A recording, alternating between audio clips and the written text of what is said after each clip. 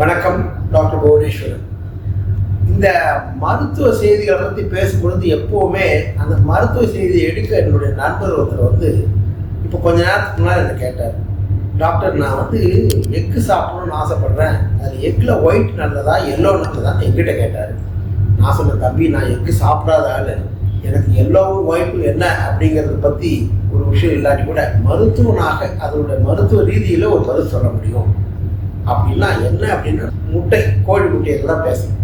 அந்த முட்டையில் பார்த்தீங்கன்னா வெள்ளை கரு, மஞ்சள் கரு இரண்டு, எக் ஒயிட், எக் யோக் அப்படின்னு சொல்லுவாங்க.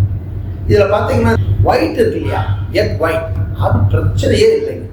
பொதுவாக அது நல்ல ஒரு உணவு. எப்படின்னா நல்ல ரிச் ப்ரோட்டீன்ஸ், அதில் ஸ்வீட் எதுவும் கிடையாது, அதில் கொழுப்பு சத்து கிடையாது, அதில் நல்ல மினரல்ஸ் இருக்குது. அது கண்டிப்பாக நல்லது. அது நம்முடைய சர்க்கரைக்கோ அதுக்கெல்லாம் சர்க்கரை நோயாளிகளுக்கெல்லாம் நல்ல உகந்தது.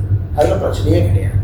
இந்த எல்லோவில் தான் பார்த்தீங்கன்னா பலவிதமான சிக்கல்கள். ஒன்று, அதிக சாச்சுரேட்டட் அல்லது பூரித கொழுப்பு அதிகம், கொலஸ்ட்ரால் அதிகம், அது கூட அந்த சில வைட்டமின்ஸ், நல்ல வைட்டமின்ஸ் இருக்குது. ஸோ அந்த எல்லோவில் பார்த்தீங்கன்னா கொஞ்சம் அளவு நமக்கு கட்டுப்படுது.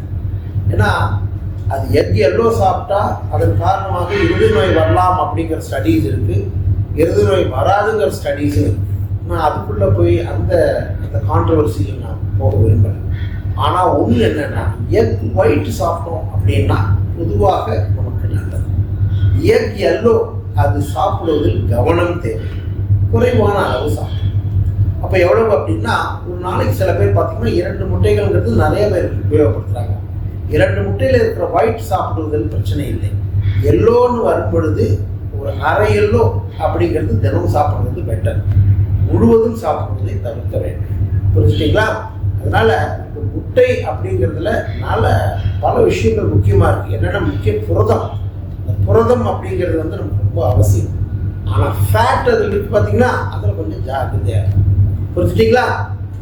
அதனால நண்பருக்கு சொன்னேன், தாராளமாக சாப்பிடுங்க எக் ஒயிட். வணக்கம்.